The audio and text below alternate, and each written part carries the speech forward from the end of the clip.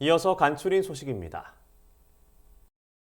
여영현 농협상호금융대표 및 임직원 30여 명은 최근 경기 파주시에 소재한 가지 농가를 찾아 농촌 일손 돕기를 실시했습니다.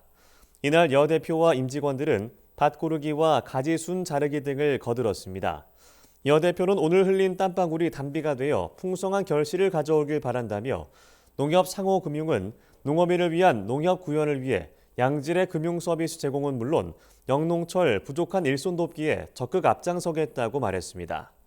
한편 농협은 본격적인 영농철을 맞아 농촌 일손 돕기에 범국민적 참여를 확산하고자 지난 15일 영농지원 전국 동시 발대식을 개최하고 농촌 일손 돕기에 집중하고 있습니다. 사과꽃이 만개하는 시기가 다가온 가운데 올해는 지난해와 달리 저온 피해가 발생하지 않은 것으로 확인됐습니다.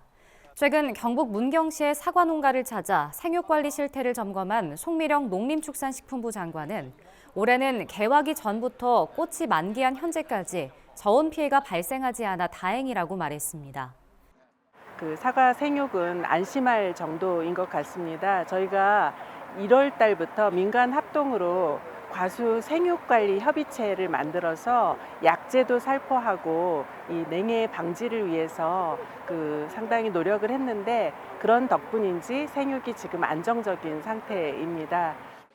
송 장관은 또 수분에 필요한 꽃가루의 일부를 해외에서 수입하고 있는데 과수화상병 유입 가능성이 있어 자급률을 높여나갈 필요가 있다고 말했습니다.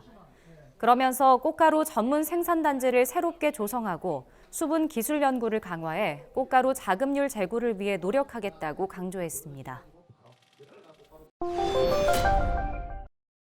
한국농어촌공사와 충북보훈군은 수안저수지 조성 사업이 5년 만에 마무리돼 하류 지역 160여 헥타르의 농경지에 물 공급을 시작했다고 최근 밝혔습니다.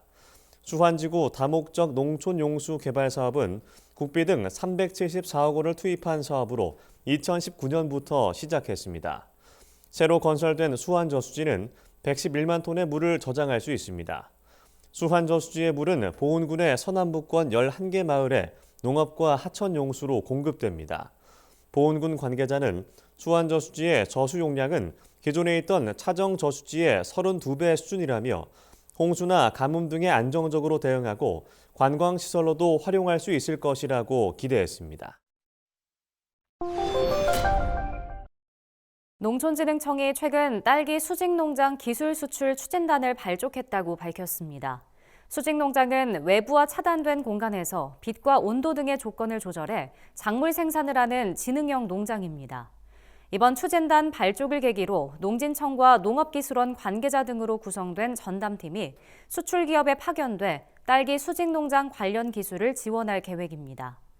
농진청은 화분 매개벌 수분율 저하 등 딸기 수직농장 운영의 기술적 문제를 해결하기 위한 연구도 진행할 예정이라고 밝혔습니다. 강원도가 도내 안전취약시설 1,100여 곳을 대상으로 집중 안전점검을 실시한다고 최근 밝혔습니다. 강원도는 올해 민간 전문가와 공무원, 관계기관과 협력해 교통시설과 어린이 이용시설 등을 대상으로 안전점검을 진행할 예정입니다. 점검 결과 현장에서 시정이 가능한 시설은 즉시 시정 조치하고 안전에 중대한 영향을 미칠 것으로 보이는 시설은 정밀 진단을 통해 보수 보강 공사를 실시할 방침입니다.